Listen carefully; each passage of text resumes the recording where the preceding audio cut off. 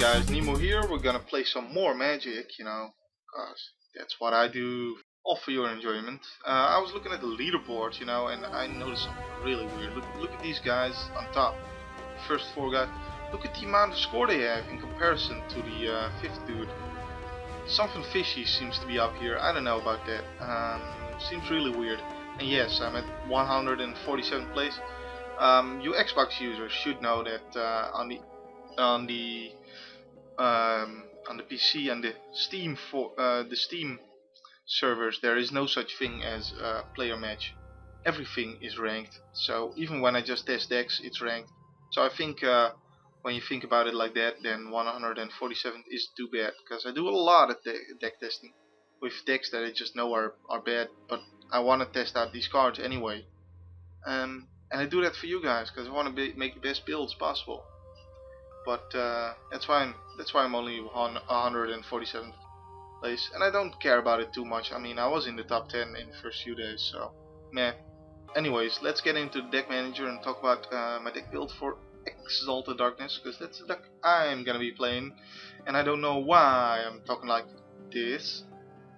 But yeah, I don't have the evolving wilds in there. I have a pretty aggro build here.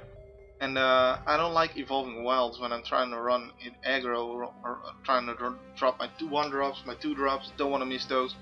And getting a land tapped into play is not too great for me, and I already have these Cathedral Wars as well. You know, those are more important to me, and it's just a dual color deck. You don't really need these evolving wilds, but hey, here's the problem.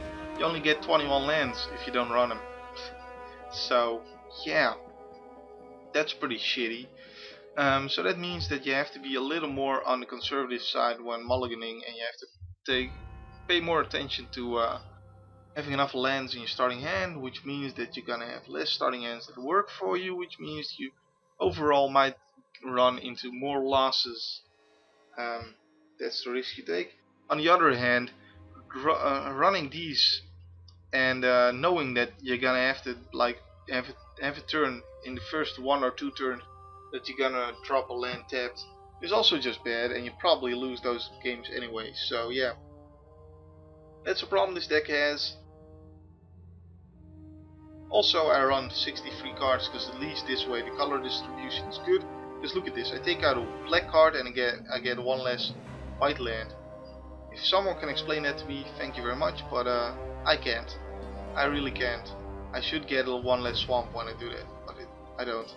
So hey, and actually you get 20 lands, not 21, when you run 60 cards. But that's how it works. So that's why I run 63 cards for now, because I don't want to run like 11 swamps and 9 planes, especially not when I prefer the Accretion Squire to the Juliban dead for a 2-drop, 1-drop, and I prefer the Aven Squire to pretty much anything else for the 2-drop. Well, let's get into a match now and see you guys there. Alright, we are in a match. I only have planes. And there you go with the land distribution there. This is a very good hand though, if I do draw the... even without it, the Aven Squire and the Whispershell Cloak alone are pretty good. But I probably do need the swamp. Well, I'm gonna have to run it, because I can't say no to this hand. I have Demonic Tutor, come on now.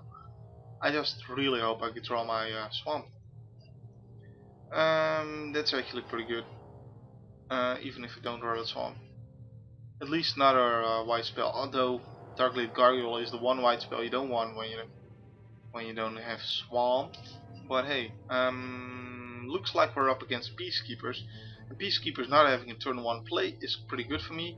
Might be running like the control. Well, aggro control-ish kind of deck, which is interesting way to run it, I guess. I probably wanna just play my Darkblade Gargoyle here first. So yeah, I am guessing that I don't get my swamp. If I do, then probably gonna Demonic Tutor for the dude that gives all my dudes Exalted. Because he's a very solid 4-drop and probably the best creature in my deck. So that's probably the thing I want to get. Okay, there's the swamp. So attack, demonic tutor for it, and yeah. Or I could stay back. Yeah, staying back is actually better here probably. And demonic tutor. Um, actually, shit, I should have probably looked at the demonic tutor a little bit better, but oh, no mercy. That's actually really good too. Does his deck? Well, he does have Oblivion Rings, so he can't deal with that. So this guy or no mercy. I'm gonna go with the Sublime Archangel. Why? Because in situations where I don't know the exact answer, I always like to go with the more aggressive path. And that's just me. Might be bad, might not be bad.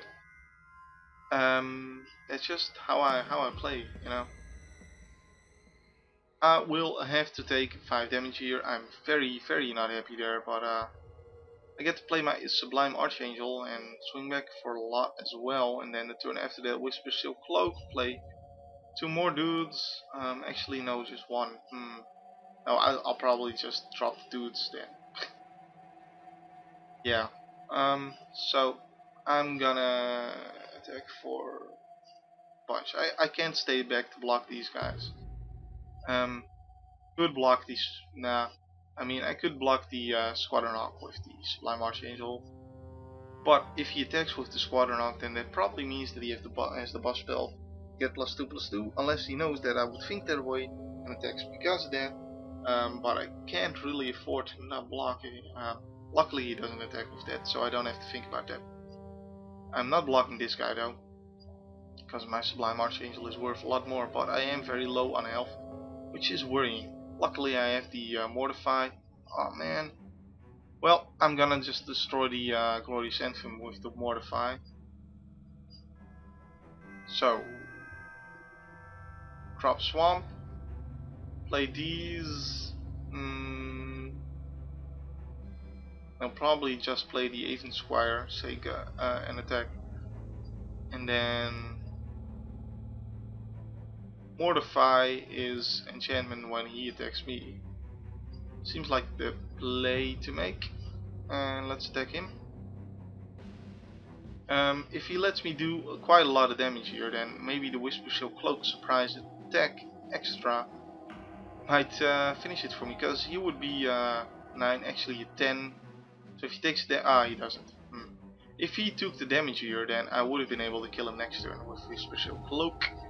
And maybe he realized that. He could get in for a lot of damage if I didn't have Mortar Fire. Oh man, another one of those. That's really good for him. Dang, yo. That is 3 and 2 is 6 and 2 is 8 damage, which I'm gonna have to take.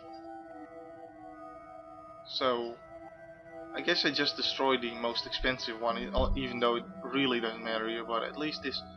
that would have been better though if I... because now I do have to block the next turn anyway. That sucks. Well, he can just play another Squadron Hawk, and if he doesn't, then I have to really worry about what else he has. And he does think about it for a very long time. Oh, game is syncing. Maybe he couldn't play his Squadron Hawks. Okay, so there it is. I do have the Whisper Silk Cloak, but can I survive his onslaught is the question. For 5. Need to pacify the 3/3 first strike dudes.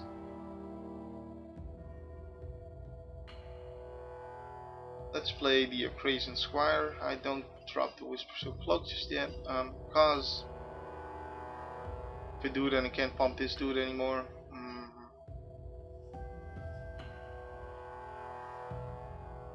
Yeah, so or I pacify his flyer now. Yeah, I pacify his flyer now. Just to get in for a bunch of damage, and then next turn be unblockable as well. So get in there. Then I can block very well with the Darklit Gargoyle, probably gonna have to take the Attendant Knight's damage though, because that's the first strike guy. Jump block the 2-2, block and kill the Intimidate guy, and then I lose 2 of my dudes, which means I get rid of 3 instances of Exalted. This guy has it twice, this guy has it once, so that's 3, 7. Okay, so I can still kill him then, which is very, very good for me. And lock here, lock there, and pump. So yeah, that's the way to go. Hopefully he does not have an answer to this Whisper Silk Cloak and I can just straight up win the game. Because I did do the math correctly, right? Well, Exalted 1 is 5, 6, 7, yes. Alright, well, GG. And I don't mean for you.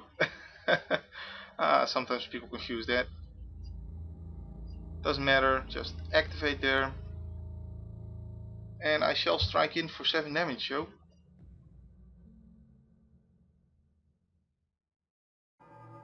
Come from behind, win. That's what she said. And we take him out with the Exalted deck. Wow, that was a very, very close game. Very, very fun to win that way. You guys enjoyed it as well, you know. And well, I think that's quite enough for this video. My name has been Nemo, and I'll still be Nemo. Close one. See ya around. And see you guys around as well, because my name will still be Nemo next time, which is when I'll see you around, and which is when my name will still be Nemo.